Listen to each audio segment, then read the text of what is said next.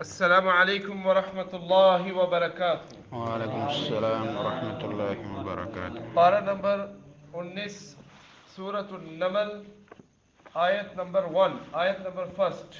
طاسین۔ اعوذ باللہ من الشیطان الرجیم۔ اعوذ باللہ من الشیطان الرجیم۔ طاسین۔ طاسین۔ تلک آیات القرآن وکتاب مبین۔ تلك آيات القرآن وكتاب مبين هدى وبشرى للمؤمنين هدى وبشرى للمؤمنين الذين يقيمون الصلاة الذين يقيمون الصلاة ويؤتون الزكاة ويؤتون الزكاة وهم بالآخرة هم يوقنون وهم بالآخرة هم يوقنون۔ بسم الله الرحمن الرحيم طاسين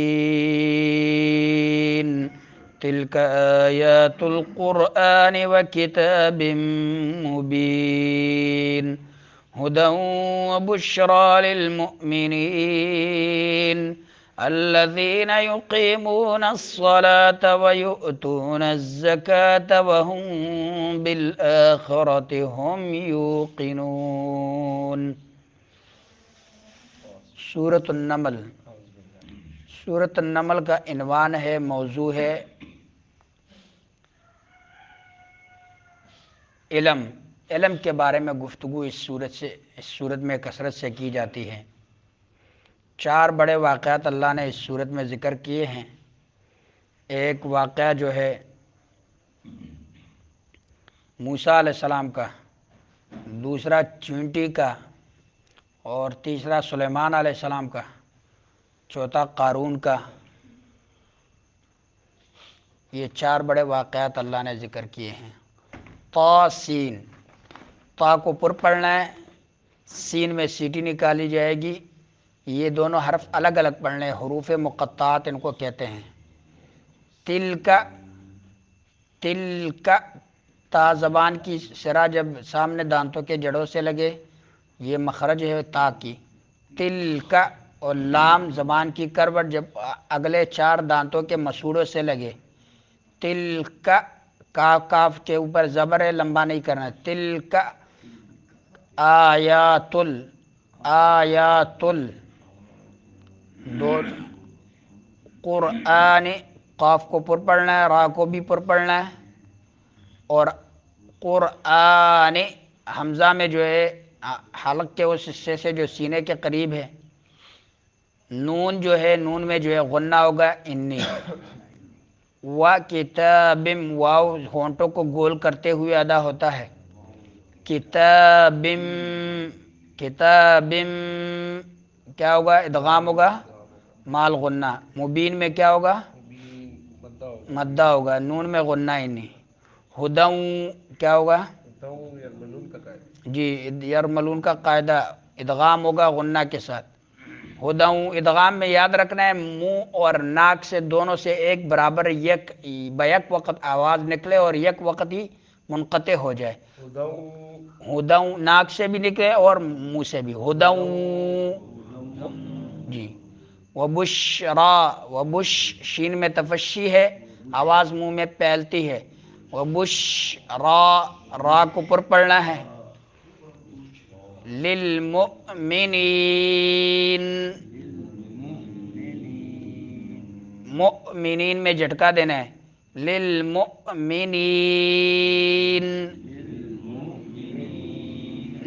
نین میں جو ہے مدہ کرنا ہے، اور نون میں غنہ انی۔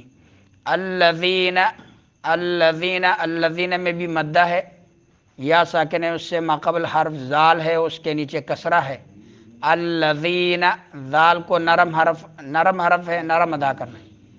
یقیمون الصلاۃ، یقی مدہ، منہ مدہ، نصلاۃ صاد میں سیٹی نکالنی ہے، پر سیٹی، نصلاۃ، وَيُؤْتُونَ الزَّكَاةَ، یؤتون میں جھٹکا دینا ہے، تون میں مدہ، نَزَّكَاةَ زا میں سیٹی نکالنی ہے، وَيُؤْتُونَ الزَّكَاةَ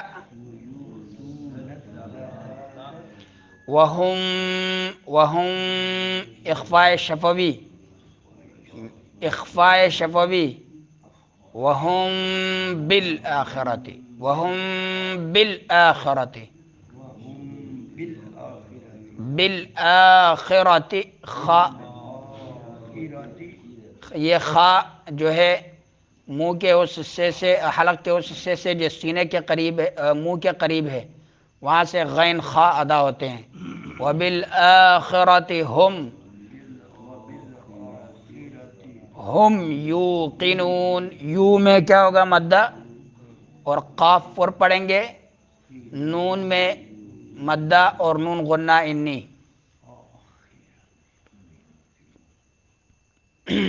اس صورت میں یہاں اللہ تعالیٰ نے قرآن کا ذکر پہلے کیا، تلک آیات القرآن و کتاب مبین، اور سورۃ الحجر میں اگر آپ دیکھیں وہاں اللہ نے تلک آیات الکتاب و قرآن مبین، کتاب کو پہلے ذکر کیا اور قرآن کو بعد میں ذکر کیا۔ تو بعض علماء جو ہے ابو حیان زمخشری، ان کے مطابق تو یہ فرق ظاہر نہیں ہے، وہ کہتے ہیں کہ معطوف معطوف علیہ بعض اوقات ایک دوسرے سے آگے پیچھے آ جاتے ہیں، لیکن بعض علماء نے فرق وجہ بیان کی ہے کہ وہاں جو ہے یہاں قرآن کا ذکر اس لیے کیا کیونکہ بعد میں ساتھ ہی ایمان والوں کا ذکر ہے، اور قرآن ایمان والے زیادہ پڑھتے ہیں، اور وہاں کتاب کا ذکر بعد میں کیا، پہلے کیا، بعد میں کیونکہ کافروں کا ذکر ہے تو کافروں پر یہ کتاب حجت ہوگی، اس لیے اللہ تعالیٰ نے وہاں کتاب کا ذکر پہلے کیا اور یہاں قرآن کا ذکر پہلے کیا۔ قرآن کے یہ متشابہات جو آتے ہیں، کئی لفظ ایک لفظ کو آگے کر دیتے ہیں، اس میں بڑے حکمت کی باتیں ہوتی ہیں۔ تلک آیات القرآن، یہ کامل قرآن، تلک یہ آیات القرآن، قرآن کی آیتیں ہیں، و کتاب مبین، اور واضح کتاب کی، ہدن ہدایت، و بشرا اور خوشخبری ہے، للمؤمنین مؤمنوں کے لیے، الذین یعنی وہ لوگ جو یقیمون الصلاۃ قائم کرتے ہیں، قائم رکھتے ہیں نماز، ویؤتون اور ادا کرتے ہیں الزکوٰۃ زکوٰۃ، وہم اور او بالآخرۃ آخرت کے ساتھ، ہم وہی یوقنون یقین رکھتے ہیں۔ تلک آیات القرآن و کتاب مبین، یہ کامل قرآن اور واضح کتاب کی آیات ہیں۔ کامل قرآن، واضح کتاب، واضح کتاب اس کی ہر چیز واضح ہے، ہر لفظ ہر معنی اس کا واضح ہے، کوئی معمہ اس میں نہیں ہے کسی کو سمجھ نہ آئے۔ اور کتاب اس لیے کہا گیا کیونکہ اس کا لکھنا، اس کا تعلق لکھنے کے ساتھ بہت زیادہ ہے، اگر سیکھنا چاہتے ہو ہر چیز ہر علم وہ لکھنے سے یاد ہوتا ہے، تو اس لیے اشارہ ہے کہ یہ لکھی جانے والی کتاب ہے۔ ہدم و بشرا، مؤمنوں کے لیے ہدایت ہے، و بشرا اور خوشخبری ہے، مؤمنوں کے لیے ہدایت اور بشارت ہے۔ کیا معلوم ہوا کہ جو مؤمن نہیں ہوں گے ان کے لیے اس میں ہدایت نہیں ہے، وہ پڑھے گا اس کو لیکن اسے سمجھ نہیں آئے گی کہ اس میں کیا ہدایت ہے، کیونکہ اس میں ایمان نہیں ہوگا۔ وہ بشرا اور بشارت ہے ایمان والوں کے لیے، ایمان والا یہ کسوٹی ہے، جب پڑھتا ہے اس کو کبھی روتا ہے کبھی خوش ہوتا ہے، تو اسے پتہ چلتا ہے کہ ان آیتوں میں میرے ساتھ اللہ تعالیٰ مکالمہ کر رہا ہے۔ حضرت علی رضی اللہ عنہ فرماتے ہیں کہ میں جب چاہتا ہوں کہ میں اللہ سے گفتگو کروں تو نماز پڑھتا ہوں، اور جب چاہتا ہوں کہ اللہ مجھ سے گفتگو کرے میں قرآن پڑھتا ہوں۔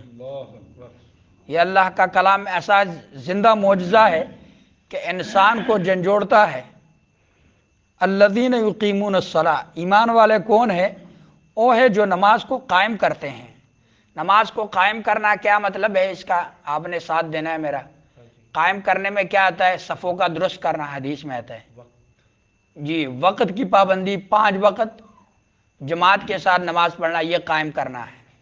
اگر بلا ناغہ اگر 5 وقت جماعت کے ساتھ نماز نہیں پڑھتا تو یہ قائم کرنا، یہ نماز قائم کرنا نہیں ہے۔ اسی طرح نماز کے قائم کرنے میں سے یہ بھی ہے کہ انسان اذان کے وقت ہی مسجد پہنچ جائے۔ اگر نماز کی لذت حاصل کرنا چاہتے ہو تو اس کے لیے ایک شرط یہ ہے کہ اذان ہوتے ہی مسجد میں پہنچ جاؤ۔ اذان ہوتے ہی مسجد میں پہنچ جاؤ گے، اور ہر نماز سے پہلے اللہ تعالیٰ نے کچھ نوافل رکھے ہیں، نبی کریم صلی اللہ علیہ وسلم نے نوافل پڑھے ہیں۔ وہ نوافل آپ پڑھیں گے تو آپ فرضی نماز سے لذت لے لیں گے، سکون لے لیں گے، اطمینان لے لیں گے۔ وَيُؤْتُونَ الزَّكَاةَ، اور زکوٰۃ دیتے ہیں۔ زکوٰۃ فرضی زکوٰۃ کو بھی کہتے ہیں، صدقے کو بھی کہتے ہیں، خیرات کو بھی کہتے ہیں۔ نبی پاک صلی اللہ علیہ وسلم نے فرمایا ان فی المال لحقا سوى الزکوٰۃ، یاد رکھیے بے شک مال میں زکوٰۃ کے علاوہ بھی حق ہے، صرف زکوٰۃ نہیں، زکوٰۃ کے علاوہ بھی حق ہے۔ اور سورۃ البقرہ میں ساتھ یہ فرمایا کہ جو ہم نے ان کو رزق دیا اس میں سے یہ خرچ کرتے ہیں۔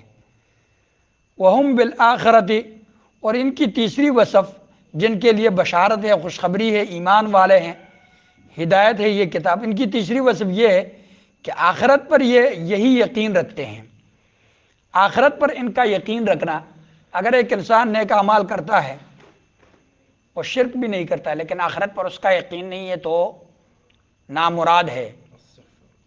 آخرت پر یقین رکھنا یہ لازمی ہے، اور یقین رکھنے کے لیے کچھ اسباب ہے، جب انسان اسے اپناتا ہے تو انسان کے یقین میں اضافہ ہوتا ہے۔ سب سے پہلا جو سبب ہے وہ غور و فکر کرنا کائنات میں، دوسرا غور و فکر کرنا اپنے جسم میں، تیسرا حالات دن رات میں غور و فکر کرنا، آسمان و زمین کے پیدائش میں غور و فکر کرنا۔ غور و فکر بہترین عبادت ہے، اسی لیے اللہ نے فرمایا افلا تتفکرون، تم کیوں غور و فکر نہیں کرتے؟ لعلکم تتفکرون، شاید کہ تم غور و فکر کر لو۔ اللہ نے کیا فرمایا کہ شاید، امید تو نہیں ہے لیکن شاید تم غور و فکر کر لو۔ لعلکم تتفکرون، افلا تتفکرون، بار بار یہ آیت اللہ نے دہرائی۔ وبالآخرۃ، اور آخرت پر ہم یوقنون، وہ یقین رکھتے ہیں۔ آخرت پر یقین رکھنا ایمان والوں کا جو ہے صفت میں یہ بیان ہوا کہ انسان میں جتنا یقین مضبوط ہوگا، انسان کے اندر جتنا یقین مضبوط ہوگا اتنے ہی اس کے اعمال میں اضافہ آئے گا۔ اور ایک یقین رکھنے کے لیے کہ انسان کا یقین بڑھ جائے، وہ کیا ہے کہ انسان اپنے آپ سے سستی دور کرے۔ اسی لیے آپ صلی اللہ علیہ وسلم نے صحابہ سے یہ عہد لیا تھا کہ کون ہے جو تم میں سے مجھے ضمانت دے دے اس بات کا کہ وہ ہر کام اپنا خود کرے گا، کسی کو کہے گا نہیں، میں اس کو جنت کی ضمانت دیتا ہوں۔ اور آپ صلی اللہ علیہ وسلم کے ساتھ ابو ہریرہ اور دیگر صحابہ نے بیعت کی اس بات پر۔